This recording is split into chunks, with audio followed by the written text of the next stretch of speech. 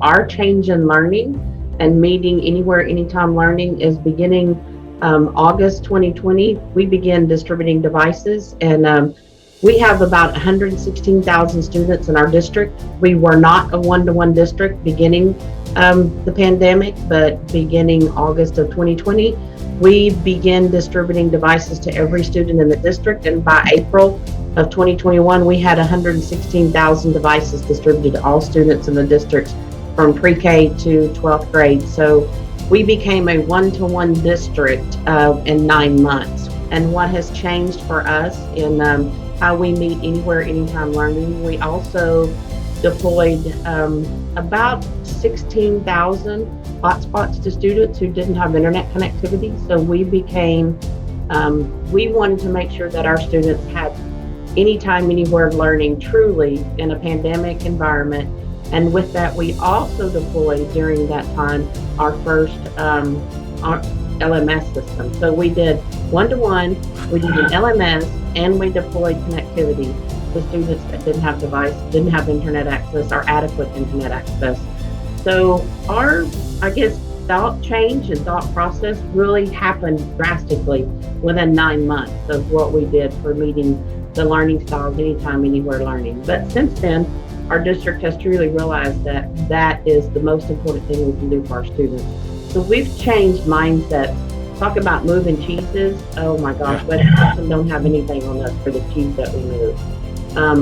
So it's become very, very, obvious now that you cannot teach and you cannot continue to take the kids to their next level and continue to meet their needs without technology in their hands in our district. In March of 2020, everybody went home, right?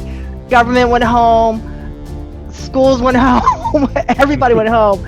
And we were busy, because you had provosts and teachers that now had to do, and principals that had to do online addresses with on-prem services, right? So websites were crashing. You had parents trying to figure out, am I doing class? Are we not doing class? Who's in class? You had, because we do have, we got that little side business called .com, right? We were shipping laptops and shipping headsets and everything. So everybody had to change in 24 hours.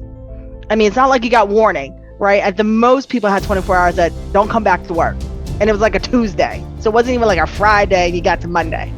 And so what we really saw is that a lot of people had to rethink how they were engaging their students, how they were engaging their faculty. You have faculty who had never taught a virtual class. They were used to being in classrooms. You had teachers who, again, Karen, we spoke before, right? You can't go home as a K through 12. Students got to kind of be there. And so it was really about that mindset. How do we start using technology to engage our students better? And just to really close that loop, it wasn't just about the education. How are we providing services? Because again, and Karen, I'm sure you had it, you have people that had laptops who had never had one. So now we got to stand up call centers, because now you have parents and faculty calling, how do I turn the sucker on? All right, how do I log in?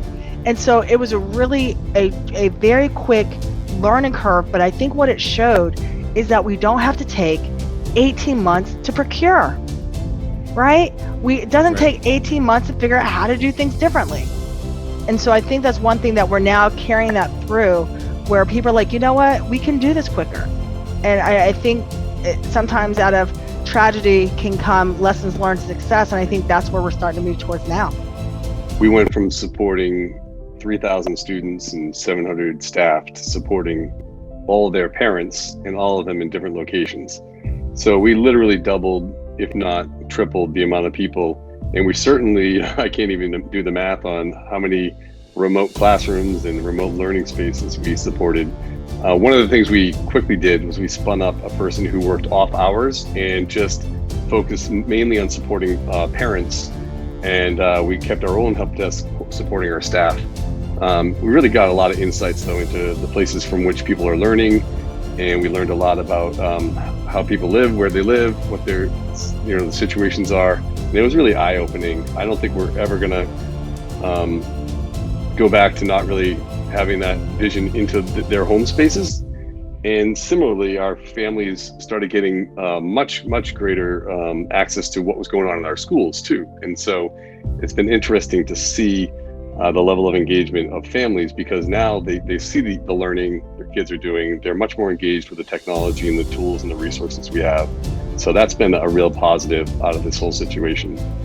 But, we also realized that the way we used to, even basic things like repair computers, well, at first, we certainly didn't feel like interacting with many people or touching many objects. So, we set up locker systems where people could drop off their devices, and we didn't repair anything. We just swapped out devices. So it was all the more important to have good planning in similar devices as possible, so that it was seamless. When someone had something break, we gave them a new one, and they dropped out the old one in an unattended locker any time of the day, which was really good too, because a lot of our community work different hours than we do, and we realized that we had to extend our support beyond the pretty limited hours of school days.